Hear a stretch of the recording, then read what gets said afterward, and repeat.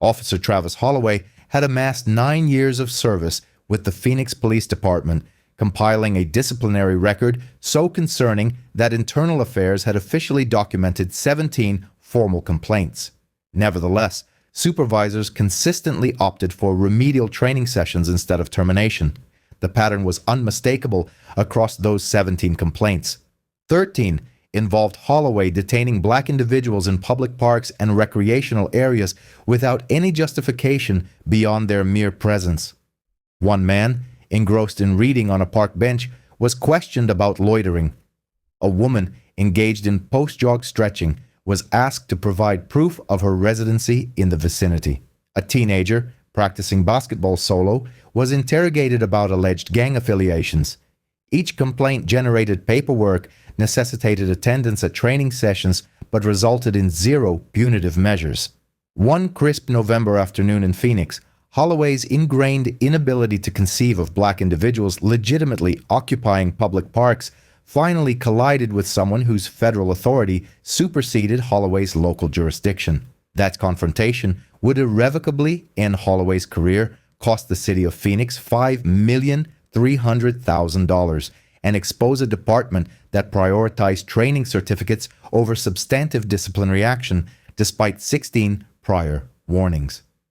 A 38-year-old FBI special agent named Darius Mitchell was seated at a covered picnic table in Desert Ridge Park, enjoying a bag of chips and a bottle of water during his personal time. He was dressed in athletic wear, having just completed a morning workout at the gym, and was entirely unarmed, with his credentials and service weapon secured in his vehicle. No criminal activity was transpiring, no park regulations were being breached, and no suspicious behavior was observed. He was simply a federal agent who had dedicated 15 years to investigating civil rights violations, taking a respite in a public space on a beautiful Arizona afternoon. However, Holloway perceived him through the lens of 9 years of ingrained assumptions that black individuals in parks necessitated investigation. He was incapable of processing the possibility that someone might be lawfully enjoying a public amenity. Consequently, Holloway approached with preconceived notions that would transform this encounter into a federal case study in constitutional infringements. Before we delve further, where are you viewing this from? If this is your inaugural viewing, kindly select the subscribe button. Narratives such as this demand dissemination, and your support empowers us to illuminate more truths. Phoenix, Arizona. Desert Ridge, a recently developed area in North Phoenix, boasts parks equipped with modern covered pavilions, walking trails, sports fields, and amenities designed for families.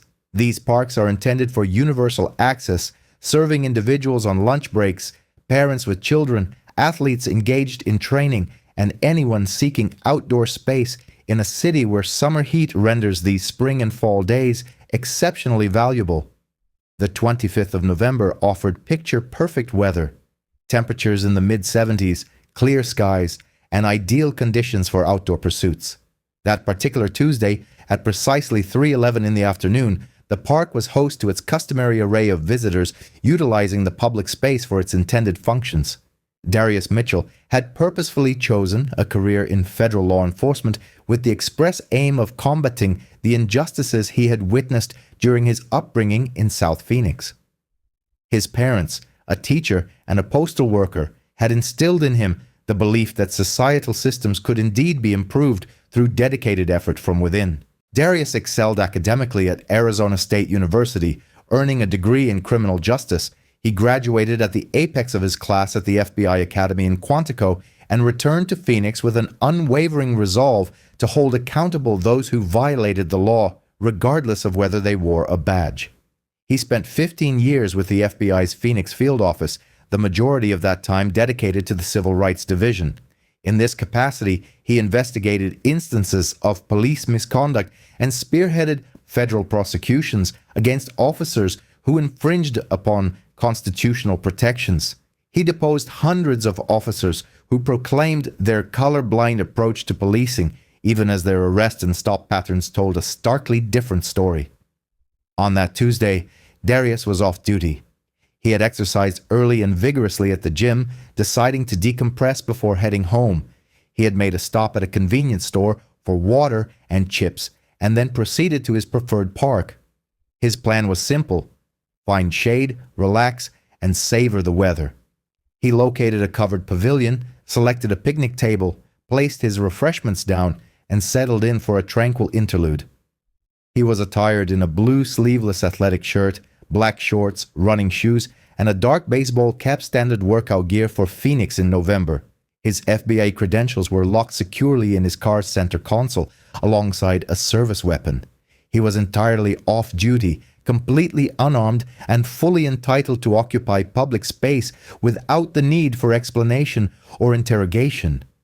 Darius opened his bag of chips, took a sip of water, and observed other parkgoers engaging in typical activities: children playing on the grass, couples strolling, and someone tossing a frisbee to their dog. It was a scene of peaceful, everyday activity in a public setting. He had been seated there for perhaps 20 minutes when Officer Travis Holloway's patrol vehicle entered the parking lot. Holloway represented a persistent problem, one that the department struggled to effectively address, despite documentation clearly indicating a viable solution. He had served 9 years with the Phoenix PD, accumulating 17 formal complaints, not spread over many years, but concentrated within his 9-year tenure. 13 of those 17 complaints exhibited identical patterns of bias. Black individuals in public recreational areas were stopped and questioned without legal justification. Complaint number 3 detailed a black man sitting on the park grass reading a newspaper. Holloway had demanded his identification and questioned his presence. The man resided directly across the street. The complaint resulted in a community policing workshop. Complaint number 7 involved a black woman stretching after her morning run. Holloway had stopped her, inquiring if she lived in the area, implying she might be casing vehicles. She, in fact, trained there 5 days a week for marathons. This complaint led to fitness and recreation awareness training. Complaint number 11 documented black teenagers playing basketball alone at a public court. Holloway had questioned them about alleged gang affiliations based on their clothing. The teenager in question was wearing his high school basketball uniform. The complaint resulted in a youth engagement seminar. In total, 17 complaints, with 13 clearly demonstrating the same reflexive assumption that black individuals in parks were out of place. The Phoenix PD's response remained consistently unchanged: document the complaint, assign training, and close the file. The specific training topics varied, but their efficacy did not. Cultural competency was mandated after Complaint 4. Implicit bias training followed Complaint 8. Constitutional policing instruction was given after Complaint 12. Community engagement was the focus after Complaint 15. Holloway attended every session, successfully passed every assessment, and signed every attendance roster, only to return to his patrol duties and continue making identical stops. That afternoon, Holloway responded to a call concerning a suspicious individual at Desert Ridge Park. The caller provided no description of any criminal activity. No threats were reported, no disturbance was described, only a general unease stemming from someone's presence. The caller was white, and the individual making them uncomfortable was black, a classic profile for calls that divert resources while simultaneously fostering constitutional violations. Upon arriving at the park, Holloway immediately spotted Darius seated at the picnic table. In Holloway's ingrained thought process, this immediately signaled a situation requiring intervention. A black man alone. He must be homeless or planning something. He needs to be questioned and likely moved along. Holloway observed no criminal behavior. He saw no park rule violations. He did not notice someone peacefully enjoying their lunch. His actions were solely guided by 9 years of ingrained assumptions. Do you believe consuming chips at a picnic table necessitates an explanation to law enforcement? Please share your thoughts below. Darius noticed the patrol car but initially paid it no mind. Police vehicles frequently patrol parks. It's a normal occurrence, and he felt no concern. Then, Holloway exited his vehicle and approached him directly with a purposeful stride.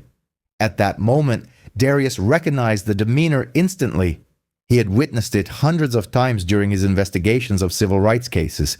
The gait of an officer who had already determined guilt and was merely seeking to identify a charge.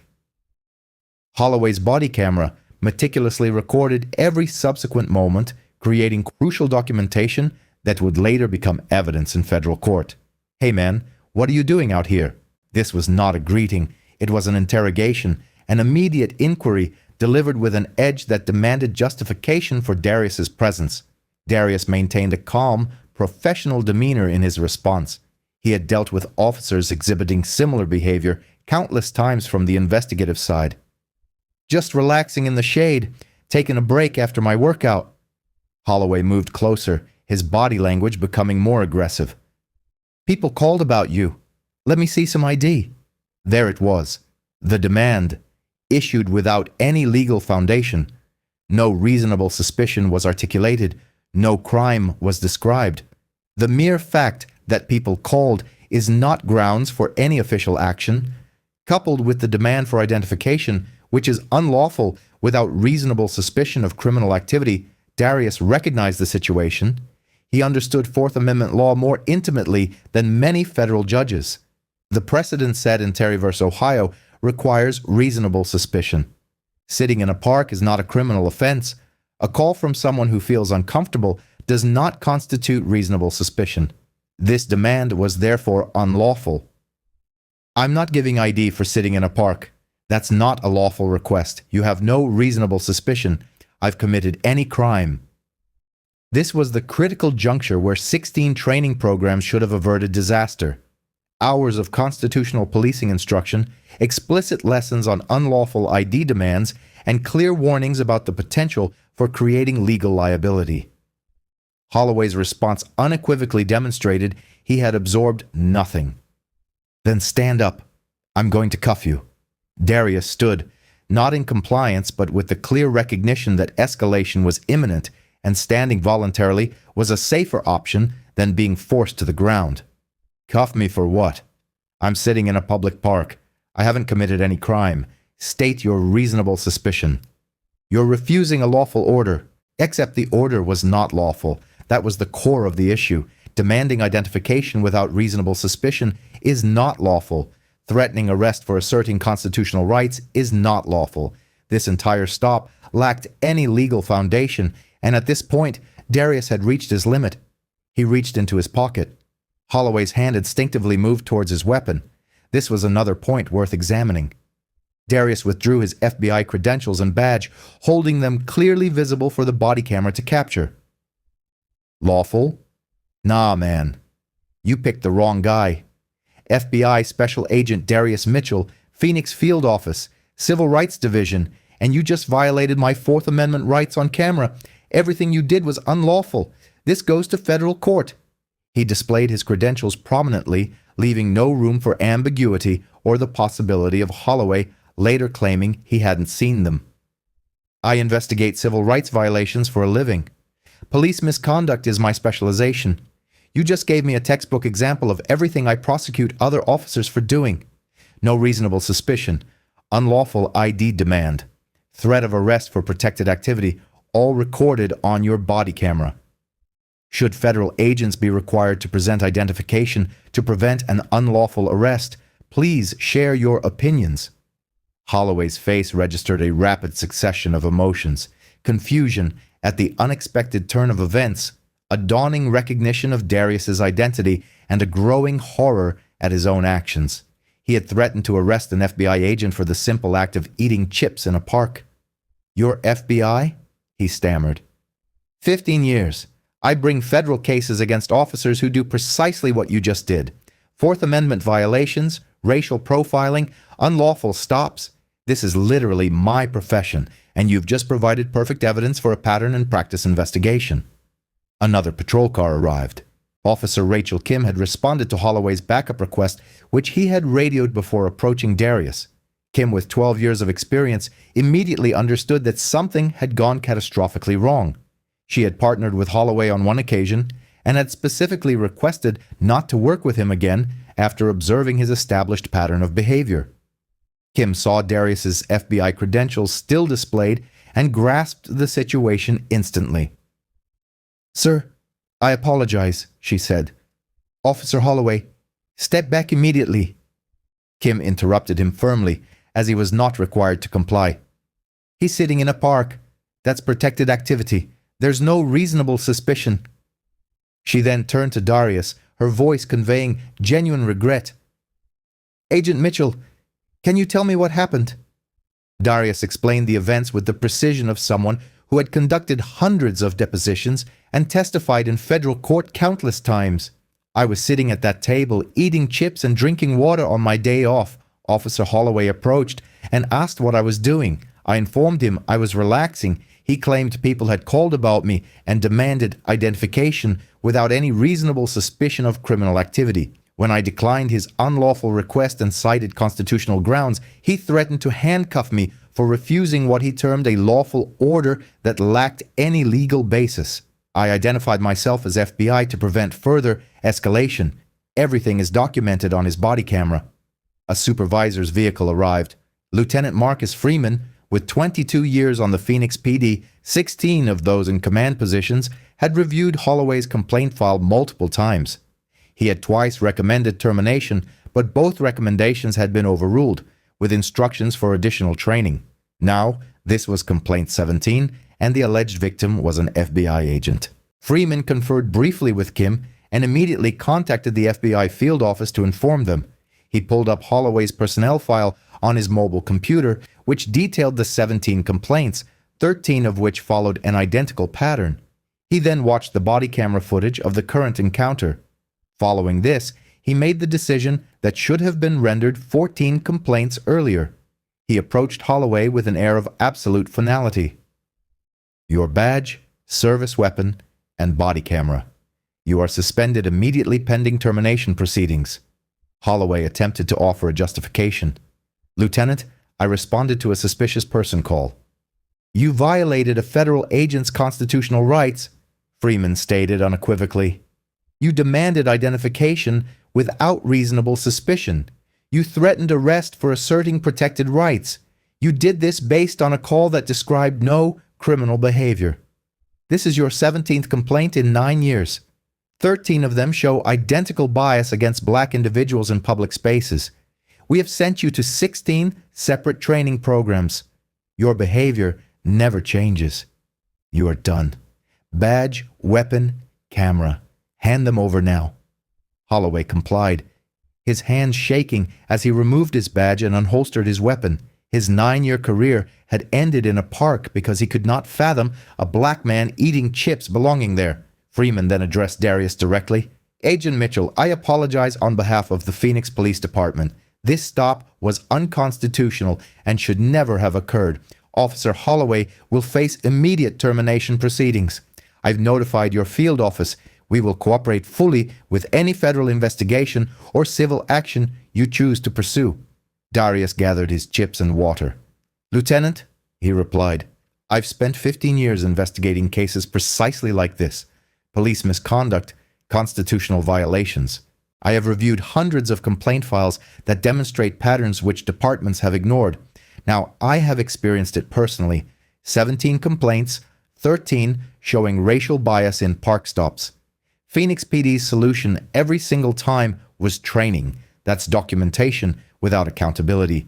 $5,300,000 is what you are about to pay in federal court, and I will ensure that Officer Holloway's 17 complaint pattern becomes evidence of systemic failure to supervise, despite overwhelming documentation that demanded termination.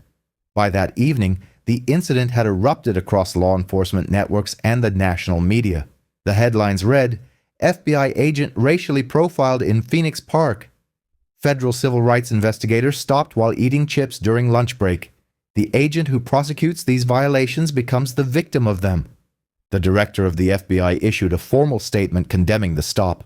The Department of Justice's Civil Rights Division launched an investigation into the Phoenix PD's pattern and practice. Congressional representatives scheduled oversight hearings.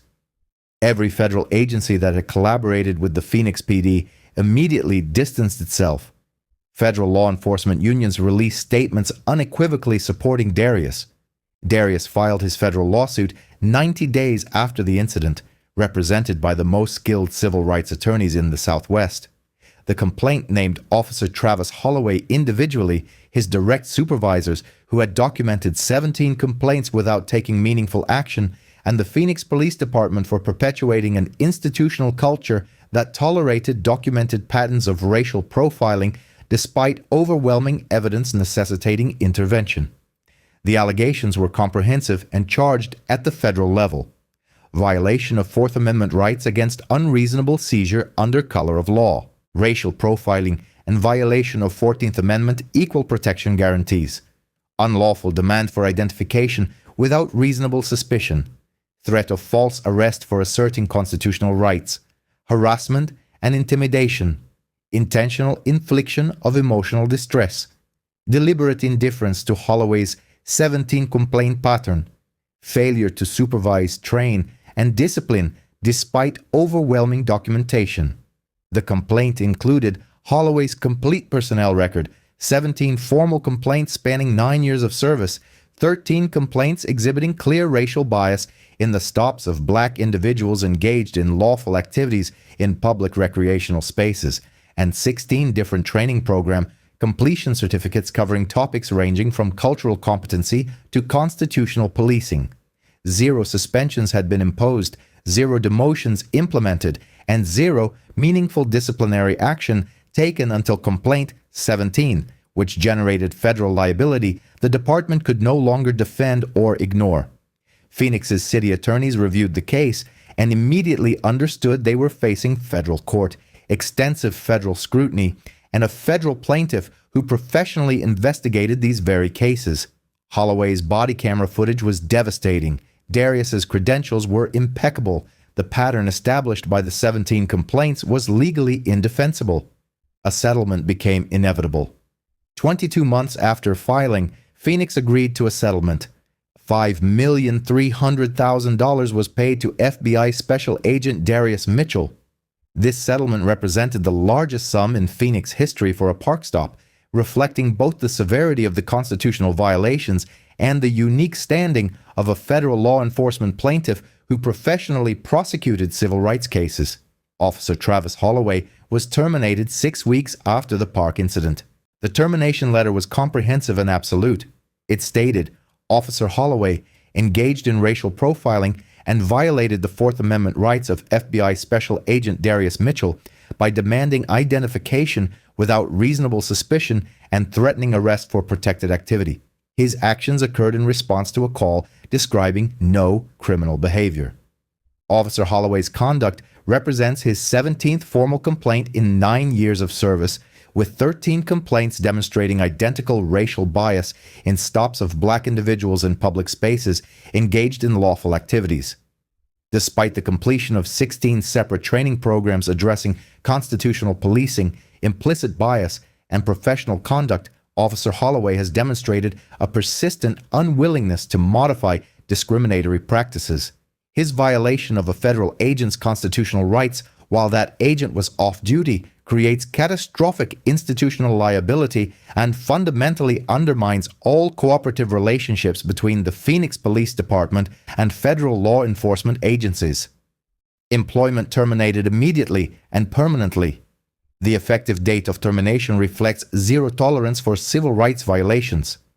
Holloway's name was entered into the National Decertification Index, the nationwide database that prevents terminated officers from obtaining law enforcement employment in other jurisdictions.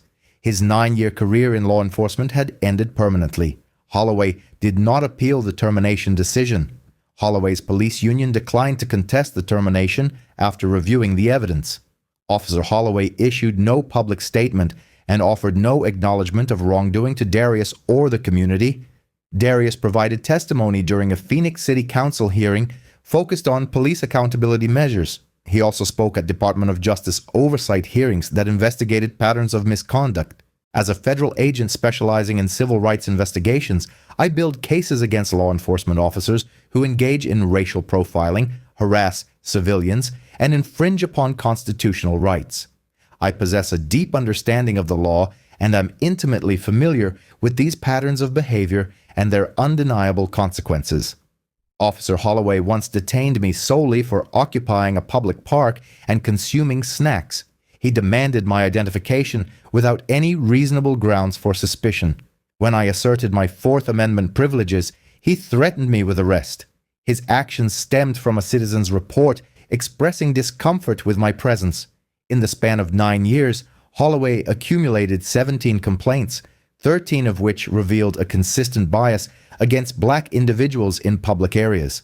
The Phoenix Police Department's response to each of these complaints was to mandate additional training, totaling 16 separate programs. These included modules on cultural competency, implicit bias, constitutional policing, and community engagement. Despite completing every class and every module, Holloway demonstrably learned nothing that altered his conduct. The city of Phoenix is now liable for $5,300,000 due to the actions of a single officer with 17 documented complaints who could not reconcile the presence of a black man in a public park. However, financial restitution does not erase the indignity of being perceived as suspicious simply for existing in a public space. Monetary compensation cannot undo the assumption of criminality that precedes any proof of innocence. Furthermore, financial settlements will not prevent another officer with a similar complaint history from accumulating complaint number 18, unless departments fundamentally alter their approach from relying on endless, ineffective training to implementing decisive action. 8 months following the settlement, Phoenix enacted comprehensive policy reforms. These include automatic consideration for termination triggered by 10 complaints exhibiting similar patterns within a 5-year period. Training effectiveness will henceforth be evaluated based on demonstrable behavioral changes rather than mere attendance and course completion. All cases involving complaint patterns will now undergo mandatory review by a civil rights attorney before a final disposition. Body cameras will be required for all interactions within parks and recreational facilities. Annual independent bias audits will be conducted, examining stop locations, demographic data, and outcomes with mandatory public reporting. City Council will oversee all findings related to patterns of misconduct. The question arises, why do police departments continue to enroll officers in 16 training programs instead of recognizing, after 10 complaints, that such training is failing to yield results?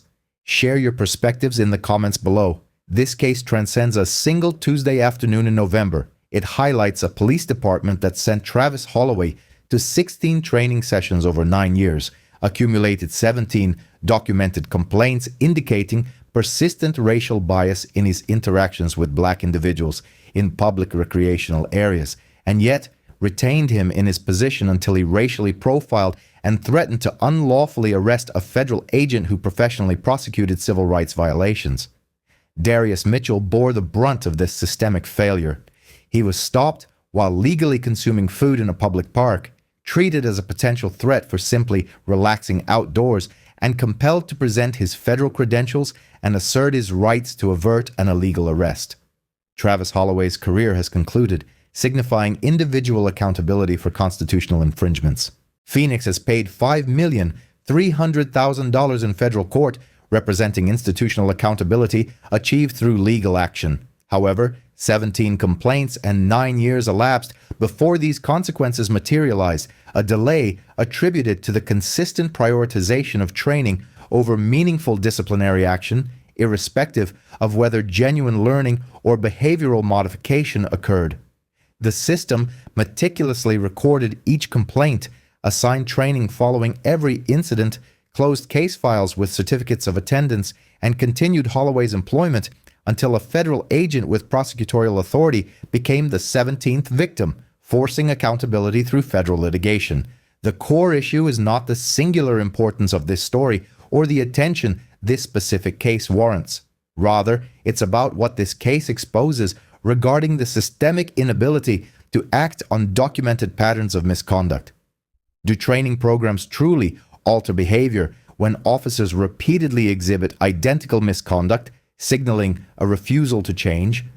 Do departments genuinely comprehend that attendance certificates and completion forms do not equate to behavioral modification if the problematic behavior persists? Do they truly grasp that professional expertise and federal authority deserve respect and recognition, whether that expert is prosecuting cases in federal court or merely enjoying a snack at a picnic table.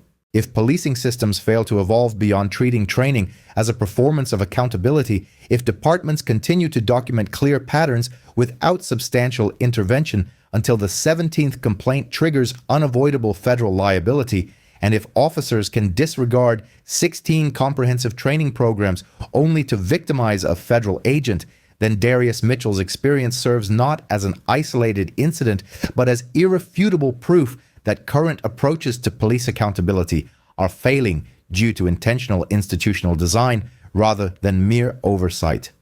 Comment below if you concur. 10 complaints demonstrating related patterns within a 5-year time frame should initiate automatic termination proceedings. Training effectiveness must be assessed by observable behavioral changes in actual policing practices, not by attendance records or completion certificates. The practice of substituting training for tangible consequences for repeated documented misconduct must cease. If you believe these narratives necessitate fundamental systemic reform in how police departments address patterns of complaints, and if you advocate for federal agents investigating civil rights violations to be free from racial profiling just like any other individual, please subscribe immediately. We are documenting how police departments treat training as a compliance exercise and a documentation ritual rather than a genuine mechanism for accountability. We are demanding a higher standard from institutions that claim to serve and protect.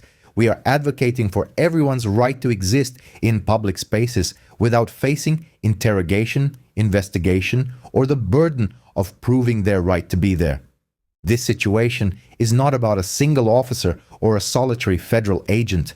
It concerns systems that consistently prioritize paperwork over patterns, certificates over consequences, and endless ineffective training over appropriate termination, even when overwhelming evidence accumulated over years definitively proves that training fundamentally fails officers who choose not to learn or modify their habits.